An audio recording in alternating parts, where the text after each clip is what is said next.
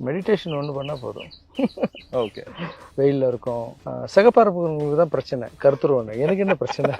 என்னுடைய கருப்பு தான் நம்மளுக்கு அழகு.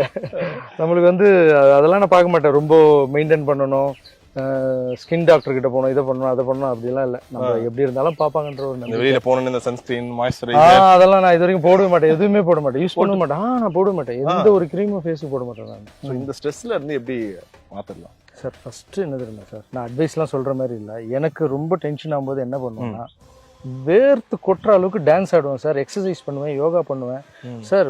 எப்போ வந்து நம்மளுக்கு மைண்டு ஸ்பீடாகும் தெரியுமா சார்? நீ சும்மா உட்காந்துட்டு செல் பார்த்துக்கிட்டு உன் பாடியை நீ ரிலாக்ஸாக விடும்போது உனக்கு இது ஸ்பீட் ஆகிடும். Okay okay. அப்போது சின்ன விஷயத்துக்கு கூட பெருசாக தெரியும் உனக்கு. அப்புறம் லைஃப்பில் நம்ம ஏதோ ஒரு பயத்திலே வாழ்ந்துட்டு இருப்போம். நீ பாடியை ஸ்பீட் பண்ணிட்டேன்னு வச்சுக்க, மைண்டு காம் ஆகிடும். ஸோ பாடியை ஸ்பீட் பண்ணி பிளட் சர்க்குலேஷன் அதிகமாக இருந்து செல்ஃபோனை தூக்கி போட்டு ஃபுட்பாலில் உனக்கு பிடிச்ச கேமும் ஸ்வெட் வரணும் சார், தினமும் டவல் நினைக்கணும் சார். அது இருந்தால் எல்லா டென்ஷனும் நம்மளுக்கு போயிடும். பாடி ஃபிட்னஸ் வெரி இம்பார்ட்டன்ட். அதுக்கு சூப்பர். பசங்க நிறைய வந்து இந்த ஒரு காதல் தோல்வியா இருக்கட்டும், இந்த இதுல உள்ள போய் மாட்டிக்கிறாங்க. அதுல இருந்து வெளியே கொண்டு வரதுக்கு ஏதாச்சும் ஒரு டிப்ஸ் சொல்லுங்க. இல்லை, நம்மளே காதல் தோல்வியில் மாட்டிடலாம். இதெல்லாம் டிப்ஸ்லாம் சொல்லுங்க. எப்படி வெளியே வந்தீங்க? இல்லை, இதெல்லாம் டிப்ஸ். லட்சியம் ஒன்று இருந்தால் எல்லாத்துலேருந்து வெளியே வரும். இப்போ நீங்க லவ்னா லவ் மட்டும்தான் கிடைக்கும். பணம்னா பணம் மட்டும்தான் கிடைக்கும் உனக்கு. புகழ்னா நீ தான் உன்னை புகழ் பேசிக்கணும் தவிர வெளியே இருக்கும் யாரும் பேச மாட்டாங்க. ஸோ இது மூணுத்தையும் விட்டுட்டு உன் வேலையில கான்சென்ட்ரேட் பண்ணி நீ ஒரு கோல் செலக்ட் பண்ணி போனீங்கன்னா மூணும் தானே உன் பின்னாடி வரும். Okay okay okay. அவ்வளவுதான். Right. First end of the day எல்லாரும் சொல்லுவாங்க, என்ன உழைச்சாலும் அந்த ஒரு பணம் சம்பாதிக்கிறது தானப்பா, அந்த ஒரு பணம் மட்டும் இருந்துட்டா வாழ்க்கையில போதுமா? இந்த கேள்விக்கு உங்களோட பணம் இருந்தா உங்களுக்கு நிம்மதி இருக்காது. அப்படி பார்த்தா நிறைய பேர் சுகர் வராது, நிறைய பேருக்கு பிபி வராது. இல்லை, பணம்ன்றது வாழ்க்கைக்கு தேவை தவிர பணம் மட்டும் லைஃப் ஆகிடாது. நீ எவ்வளோதான் பணம் சம்பாதிச்சாலும் தினமும் எழுந்து நம்ம நல்லா இருக்கோம், நம்ம சூப்பராக இருக்கோம், நம்ம இன்னும் நல்லா இருக்க போகிறோம், நீ வந்து பாசிட்டிவாக உனக்கு சொல்லிக்கினால் மட்டுமே உனக்கு ஹாப்பினஸ் கிடைக்கும்.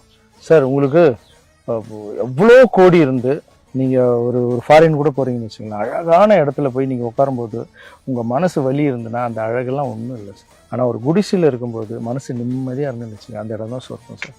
நீ சொர்க்கத்துக்கே போய் கூட உன் மைண்டு சுற்றிட்டு இருந்துன்னு வச்சுங்க, அது சொர்க்கமே இல்லை சார். எல்லாத்தையும் ஃப்ரீயாக ஒன்று சார், எதையும் எடுத்துகிட்டு போக போகிறது இல்லை சார். 2 கால் கட்டவரில் கட்டிடுவாங்க, ஒரே ஒரு ரூபா தான்.